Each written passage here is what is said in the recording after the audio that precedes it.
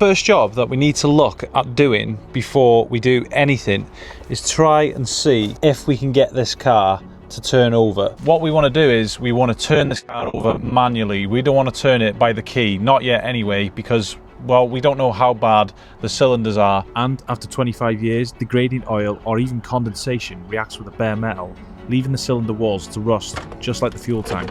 Or even worse, the pistons could have seized in place. I guess we're just going to have to find out.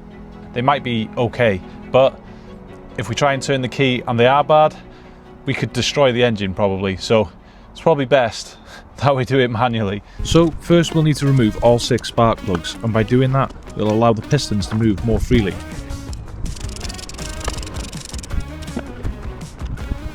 And to do that, we need to put it on the main pulley. Well, I say the main pulley, the crankshaft pulley.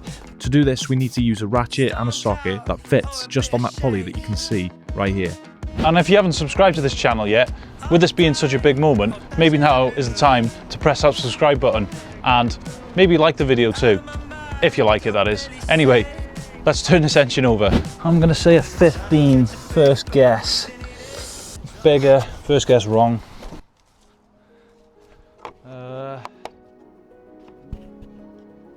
18. Oh shit. 19. Good job I've got one big enough. That's the boy. Right.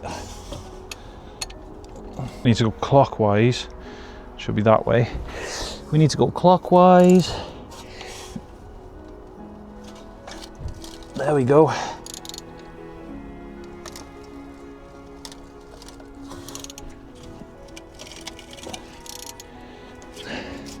Sounds a bit, the belt sounds a bit crusty, but oh, that is tight. I can't believe how easy it is with all this space in here. These old cars just had less technology on them, less everything, and much simpler, which equals just so much more room for when you want to do maintenance or even just big jobs or even just work on the car. It's crazy. Right.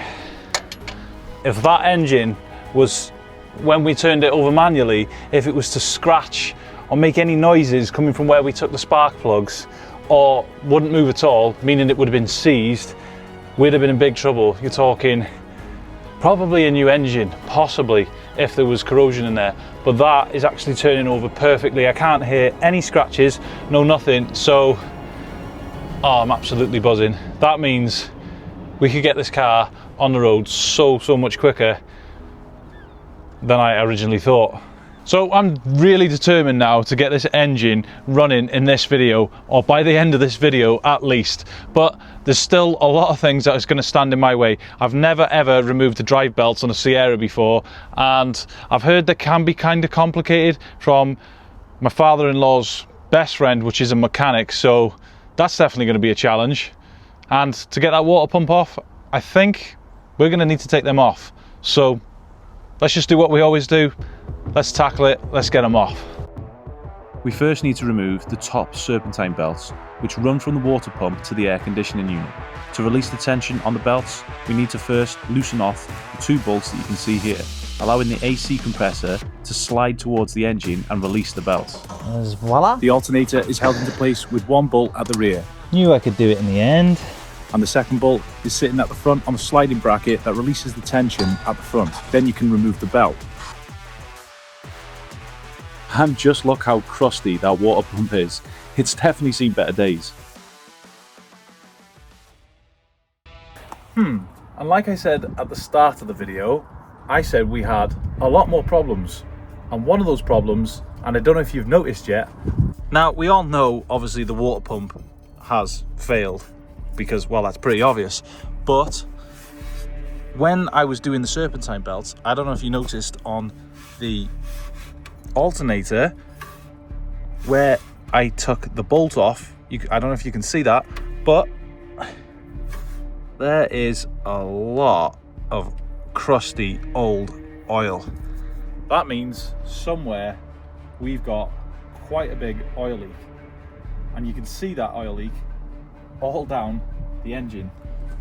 So if you look here, you can see that there is engine oil all over here. It's crusty all the way at the top here. It possibly looks like both sides rocker covers have gone, but this side looks a heck of a lot worse. So the only way we're going to sort of figure that out is if we take these off. But before we go any further and take any of that off, first, like I said and promised, let's get that water pump off first. Here is, in my stylish little shed that I built, one I built earlier. We've actually got one already with the gaskets and a brand new water pump, so we've got no worries there. I think before we start doing anything to do with this water pump, we need to start taking off all this air intake, and this is the throttle body connected to the air intake, and all this needs to come off to give us more access to down here, because, well, we've got to disconnect all these pipes as well, and it's going to give us a lot more room to work and be able to see exactly where that oil leak is coming from. But before we can do that, we might as well get these dual air intakes out the way. That'll give us a little bit more space to be able to see what we're doing. All this rubber kind of stuff, look at all that. Yeah, I don't know what that was, but it was covered in there. We'll clean them out at a later date. We'll start removing this throttle cable. Just snapped anyway. It's literally just snapped inside there. But we only needed that to get the space, so.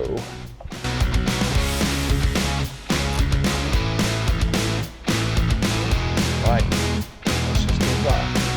Clean it up there. Put them screws back in there, so we, nearly lost it. So the last thing that we need to take off are these hoses. I'm not too sure what they are, but I think some of them are vacuum lines. Unpull them. One. That one's been blanked off by the looks of it. I don't know what the hell that is, but I bet you will find out later down the line. Right, that's everything disconnected. So it looks like we should be able to get this off, and then we can finally start working our way towards the water pump. Let's hope I don't break anything.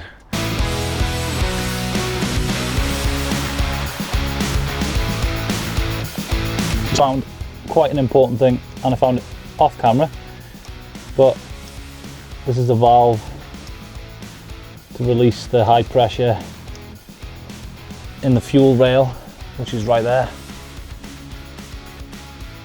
Glad I found that.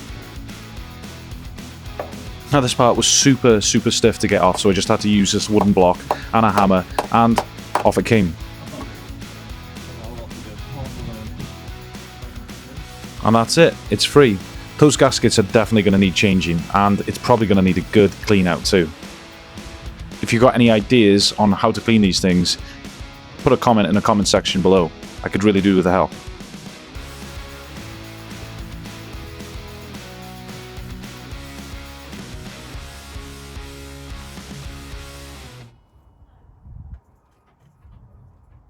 So we've successfully got that off. Now that was a bit of a pain in the ass because, well, I didn't really want to, move it about just in case I broke it. So I had to quickly do some searching on how to do it, because just in case there was a bolt there or there was something I was missing, and I didn't want to break that part, because we want to save as many parts as we possibly can, because, well, we need to save some money, because we don't want to spend too much, because we want to spend it on the stuff that we already need rather than, you get the idea. So now that we've got this off, we can start by disconnecting all this pipe work here that's going to the water pump, and we can also start having a look at these rocker covers that I mentioned earlier that are covering the camshafts. And then once we've done that, which I think that's what it is, I hope it's what it is, because otherwise I'm going to sound pretty stupid, and we can find out exactly where these oil leaks are coming from. and I think it's pretty obvious where they're coming from, really. Now, I'm so determined to get this car back on the road as quick as possible, but there's one thing that is really slowing me down, and that is that fuel tank. We've got it on order, but it still hasn't come.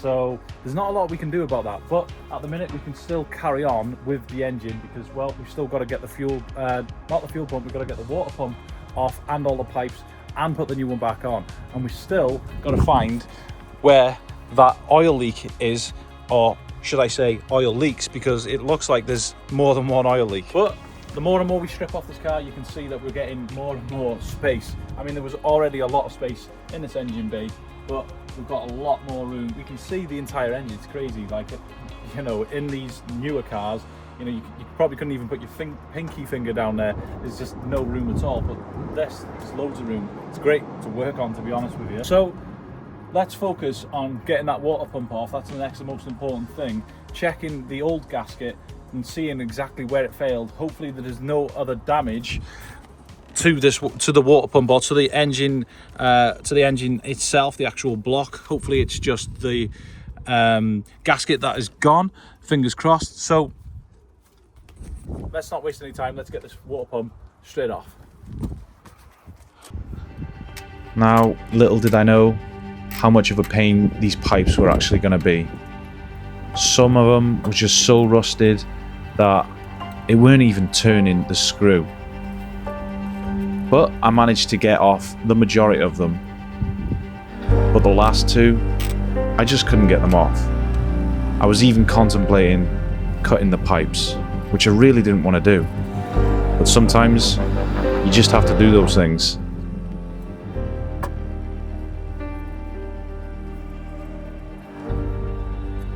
If I'm quite honest, it did start to dawn on me how difficult this project's actually going to be.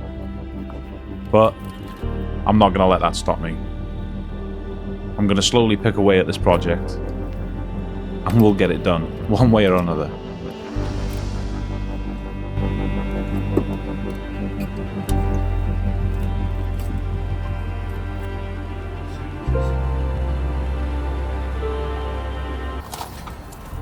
Well, we've got two clips that just don't want to come off for these hoses, these coolant hoses, and that is all that stands between us and taking, well, and a couple of bolts, give or take, but that is what stands between us and getting this water pump off. But I bet you it's not going to be as easy as that. I guess we'll find out in a second. So I am playing with the idea of actually cutting these pipes off, but really don't want to have to get another one. How can I get around it? I'm going to cut them off with a Dremel.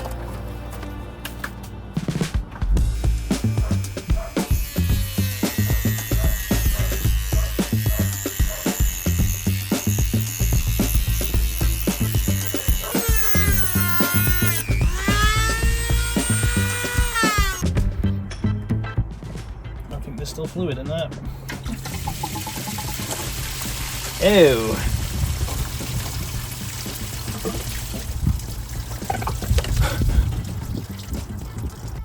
Turns out there's still a lot of fluid in there. Well, considering I thought that was empty, there was a lot of fluid in there.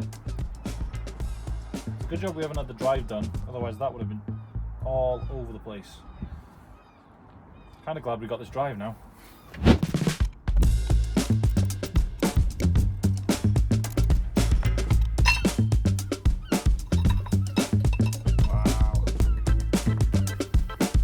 So we finally got the poly off. It wasn't too bad at all, considering all the jobs that we have done so far. Probably close to one of the easiest. Now it's time to finally get this water pump off, and all that's standing in between us now and that is maybe about 8 to 10 bolts, looking at it, holding this thing in. So let's not waste any time. We've done enough talking today. Let's get that finally off.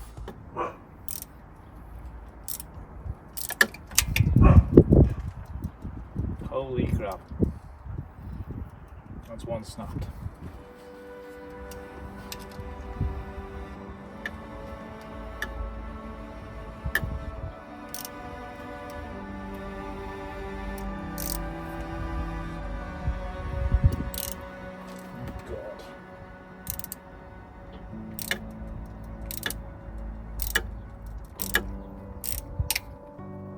Yeah, they are just snapping. I knew hardship wasn't over yet.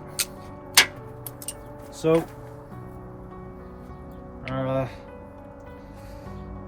bolts are literally just snapping because they're probably just so stuck in there.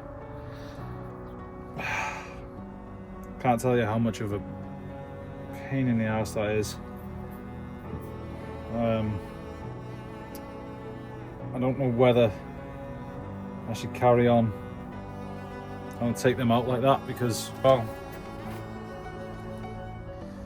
I might have to end up drilling them all out, or I don't know, something which will make the job 10 times harder.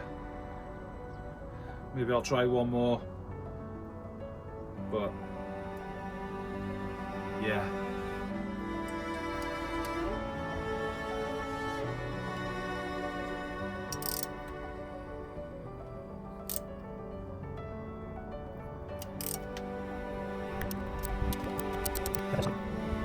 Oh my god. So I've actually got one of the bolts out without actually breaking it, so that's pretty good news. So I changed the technique a little bit, just going back and forth to sort of just rotate it and maybe just break free some of that corrosion and buildup or whatever the hell. That's all, like, all the what's it called?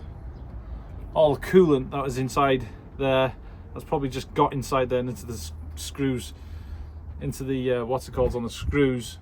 So hopefully if I can just use that method all the way through, we can get all these screws out, but we will have to drill the other two out, unfortunately. Hopefully that doesn't happen again. I hope so. Fingers crossed. Let's keep going.